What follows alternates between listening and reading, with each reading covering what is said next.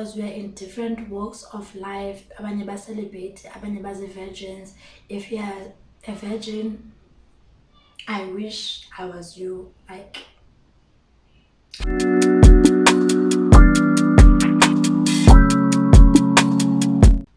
hey guys, welcome back to my YouTube channel. My name is Sinotano Sekhunu, and if this is your first time being on this channel, welcome. And if you are a returning subscriber, thank you so much for subscribing, and thank you so much for watching my videos. So today I will be talking about the pressure that one can feel to have sex, right? And basically I will be mainly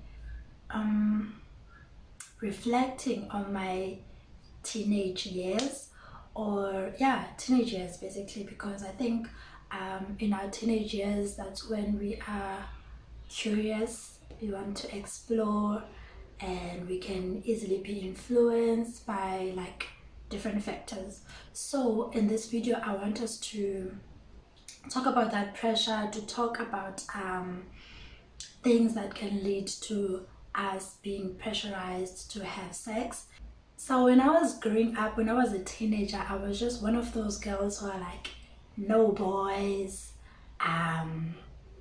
nothing, no distractions. It's just I'm focusing on my books, I'm focusing on God, and I'm focusing on my friendships.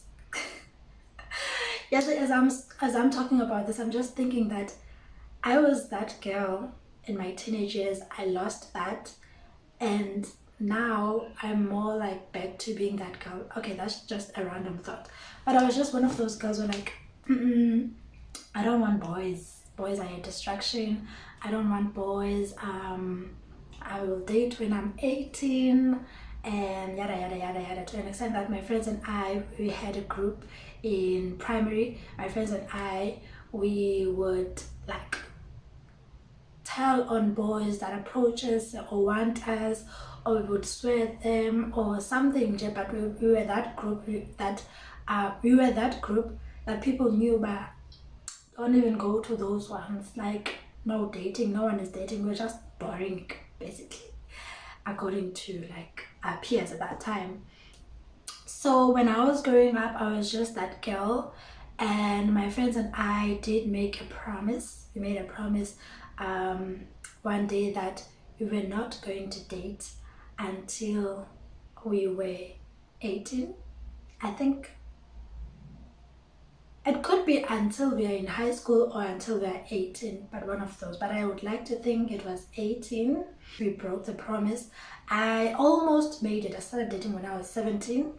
I almost did make it, but okay, now I was like, well, I was young and naive, and everyone is dating, and wada. So I was like, okay, let me just, And at that time in my life, when I was making that promise, I had a very high view of sex and commitment, like dating. I wanted to have sex with someone who was committed to me. I wanted to have sex with someone who I was serious with, in a relationship with, and not just like, that is meaningless, or someone who basically who doesn't even have the intention to get married to you. So now I was just that kind of girl who was like, I'm gonna give my body to someone who's worthy of me, blah blah blah blah blah. And I think I did actually live up to that standard, even though it's not a perfect standard, because first of all, I should give my body to my husband, not just anyone who's committed to me, because anyway, so I've always had a high view of sex, and I've always seen it as something that is sacred, something that should be shared between people who love each other, are committed to each other, and something that is exclusive, and all of that. So I think that's part of the reason why I made that promise, that no boys until we are ready.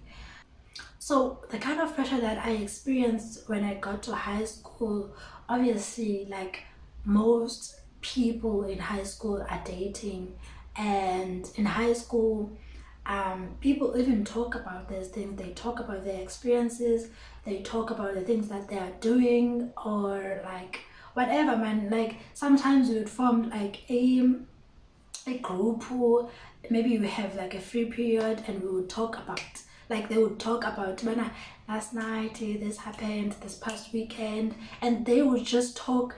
And I feel like me listening to people's stories and experiences made me feel like the childish. It made me feel like I am not grown, I am not mature enough, and sengumntwana. And so which made me feel pressure, because now I also wanted to be seen as like an adult. I also wanted to be seen as mature and grown, and like laa nto mani ingase nam xa ndindijonga ndindibona as a girl in experience xa kuthethwa nam contributor or whatever. And so that's the kind of pressure that I experienced. And also when I started dating, when I was 17, I started dating, and I told my boyfriend that I'm not ready to have sex, because obviously there's another mentality yoba committed, that I want to see if you're committed to me or not. So I was like, no, I'm not ready to have sex. And shame, umntana abantu didn't even pressurize me. He was like, it's cool, when you are ready. And so I wasn't ready. Like a year went by in our relationship, and we had not even we had not even done anything. We haven't slept together because I was still not ready, and I was still contemplating, like with myself, but do I want to do this? Is this guy committed? And because in future now, and then we share this bond, because I had, like, remember, a high view of sex, and so he did wait for a year. And after a year, I remember, still he didn't say anything, but after a year I found out that he was having like piece jobs and a girlfriend. He was having like a lot of people, like there were things, like he was cheating basically. And as he was cheating, it made me question myself, but is he cheating because now I'm not giving him this thing, I'm not sleeping with him, so maybe he's doing all these things because I'm depriving him of what he's getting from the other girls. But it was confirmed to me that it's not the case, because I find out that actually he was cheating with me. He was cheating with me. So there was a girl that he was dating, and then we started dating maybe a few months after they started dating. So basically I was the side chick, but I didn't even know. So which confirmed to me that, okay, it's not because I'm not sleeping with him, but to me that put a lot of pressure, because I was like, I have to prove my love for him by sleeping with him, and that's the main thing that caused me to sleep with him, because it's like, okay, he waited for a year, and also there are these girls there, and I have to prove myself to him by sleeping with him, by giving my body to him, and all of that. Okay, naive as I was, I made that decision, and I informed him, okay, now I am ready to commit. Imagine, I'm ready to commit, because remember, I thought that it meant commitment. It meant that he will stop all these things that he was doing, and he will like commit to me fully, because all of a sudden I gave him what is sacred to me. Obviously it's not sacred to him, because I was doing it with other people as well, so he didn't have like the same values and views that I had. But nakwela micala, I thought because ndiyibona ngolu hlobo naye he would see it that way. Anyway, I'm not talking about that now, but I'm just trying to explain the kind of pressure that I experienced from seeing ii-peers zam zisenza le nto, and also from my relationship. Actions zakhe pressurized me into having sex with him, even though it was not intentional.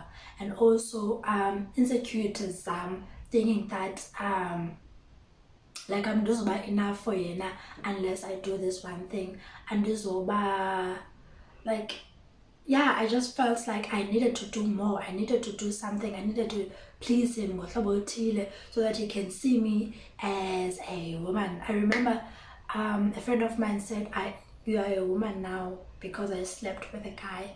And so it validated that thing about, okay, I'm going to be more mature, like grown if I have sex with someone. So these are the kind of things that I want us to talk about today. And I was sitting the other day and I was thinking to myself, what if someone older, like an adult, like what if someone older actually spoke to me about dating and relationships and sex? What if someone actually sat me down and had a conversation with me to guide me when it comes to relationships, when it comes to dating, when it comes to having sex? What if someone had told me that sex does not validate your love for someone? Sex is not equal to love, and you don't have to prove you love someone by having sex with them. Also, what if someone has sat me down and actually affirmed that my values, your values are good and I am enough? And also I was just thinking that what if someone older was guiding me in this stage in my life? Because obviously as a teenager, whatever you are feeling, you are driven by feelings, you are driven by emotions, you are driven by hormones. The last thing that you are driven by is your mind. And I think that's the role that all the people can play, a woman made to guide us in these things. But no, that's not something that is very common in Black families, whereby we sit down, we have an honest conversation, and we talk about boys, or we talk about girls, and we talk about sex, dating, and all of those things. So I was thinking, what if someone had done that? And so I decided to make this video, talk about it, and maybe someone else might have like a different experience that they had with the pressure to have sex. And but let's talk about it. What if we talk about it to even teenagers, or teenage brothers, teenage sisters, cousins, or just anyone who is a teenager out there? I think what I would love to encourage is these conversations to be had, because from our own experiences, when you reflect from our own experiences, there is a lot of things that could have been stopped or could have been prevented by just someone who is older talking to us, or someone who is our age, because there were people who were in our age who fortunately didn't think the way that I thought, and they maintained those standards. But what if we had room for those kind of conversations? And I'm just thinking about another girl when we were in high school, and she was turning 18. When she was turning 18, she came to us and my friends, and she was excited that she's finally 18, so she's finally going to do it. And she's finally going to do it because now she's old and 18, and the chomis like have been doing it, and blah blah blah blah blah. But I'm just thinking, you are just 18. It's like automatically we were thinking that at 18 you unlock adulthood. At 18 you unlock these things, of which sometimes you just need someone to tell you that yes, you might be 18, but you don't need to drink, because the alcohol that you not for sale for people under the age of 18. This is the right thing to do, especially if you are a Christian. We need guidance. I'm sorry if I'm all over the place, but I'm just flooded by thoughts and emotions and all of those things, because I remember at the time we went to church, and at Kaweni, umfundisi was like, and I was like, but why? things like that. I call guidance. It's just kutwa, don't do this, don't do that. Like, why? And why can't I do it? But don't guide in how I do it. Why can't you tell me why? Why ndingayenzi le nto? Like, guide me. Guide me, mntu omdala, because you have experience, you have wisdom, you have knowledge, things that I don't have as an 18-year-old or 17-year-old or a 13-year-old. So I feel like that is a major contribution. Obviously not saying that Tina or I didn't play a role in giving in to that pressure. And another thing is that when you watch movies, when you watch romantic movies, you see these teenagers falling in love, and then having sex, maybe getting married and having kids, living a happily ever after. You see, like this, it's one of those things, man, is to this pressure that you are feeling. And sometimes it's not direct, it's things that you observe and things that you see around you. And so because it's all you see and you don't see the opposite of it, obviously your mindset nje is going to be said, okay, this is the way to do things, you bump into this guy, you date this guy, you sleep with this guy, and he decides to commit to you, and then you get married. That's a narrative that we have been sold, of which the right way to do it, especially if you're a Christian, the biblical way, the godly way to do it, is to meet someone, get married, and have sex and reproduce, have kids, and live a happily ever after, even though something like that doesn't even exist. But there is order in God, there is order in how things are supposed to be done, and we have seen the consequences of us doing things the way that we have been told to do things. And when I'm saying told, I mean in movies, in society, and whatever. We have seen the consequences that actually come with lack of commitment and just having sex, being a product of having sex and being pressurized to have sex. We've seen izinto that result from those decisions, that result from that mentality. And when we look at today, how many of those things would have been prevented had we just been told the right way, had we just been guided and taught and just guided, man, by older people. I just feel like they have really let us down. And obviously there's so much that they can do, and like 50% mhlawumbi of it is our own choices and our doings and all of that. But at the same time, we come into this world not knowing anything, and what we see, what we are told, what we watch, what other people do around us is what shapes us, is what makes us to make those choices. So as much as we are the ones who made those choices, it's still like things that we but it says izinto that we think are right, we think we know, we think most of the time it's not us going against what we have been told, And so I hope this encourages us to speak more about our experiences, to speak more to younger people, to speak more about indlela yokwenza izinto. So I got older and I became celibate, but still there's pressure that I feel almost every day. You go on Instagram, you see reels of people in vacations, and you can see that, okay, these people are very, very physically intimate, and automatically, man, you would be like, oh, I wish I could have that, I wish I could do that, I wish I could like be like that with my partner. But obviously as a celibate person or someone who's in a celibate relationship, I can't have that, I can't do that.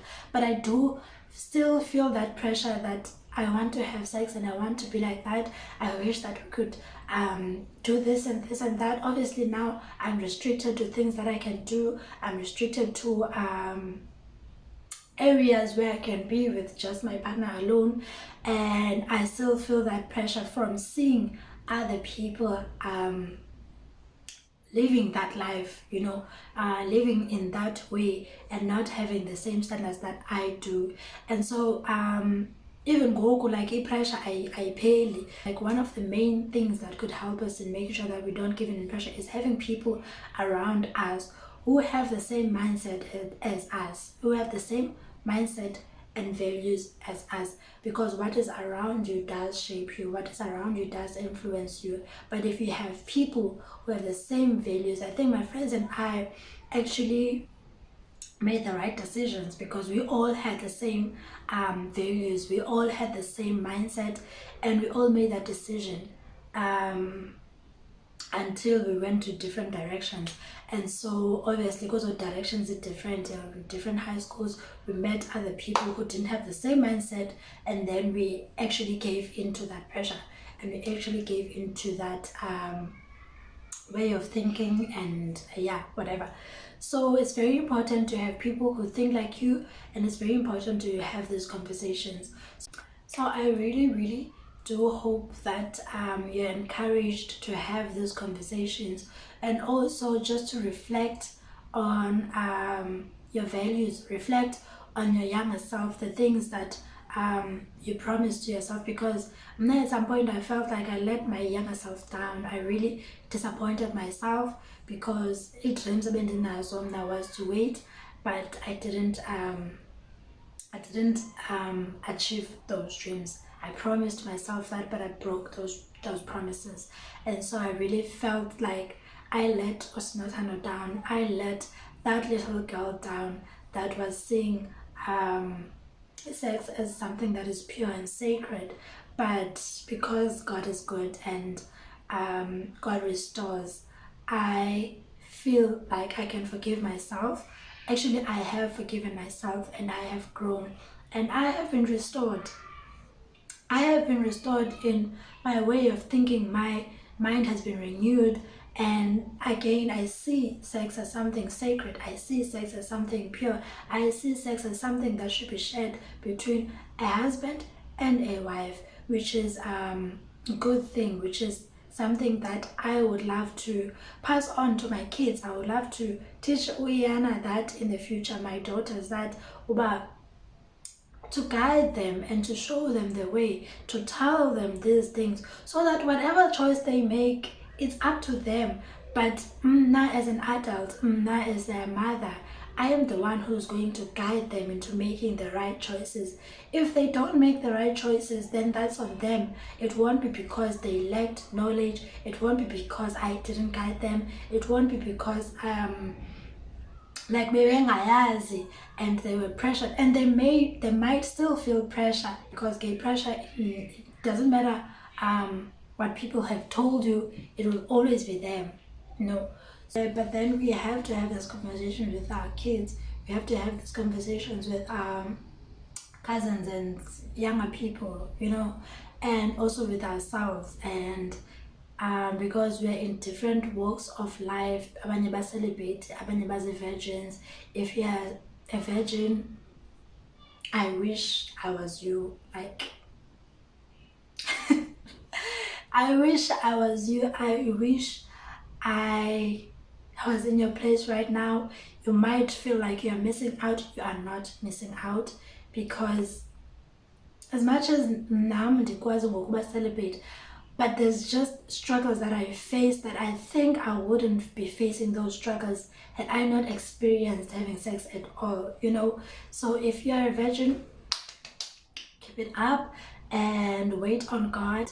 You are so blessed, and I hope and I pray that God blesses you, and I pray that you keep your heart and mind pure, because there's no going back, especially in your mind. There's absolutely no going back once you taste that sin. But if you wait until you are married, like there's so many benefits. There's so many benefits to it.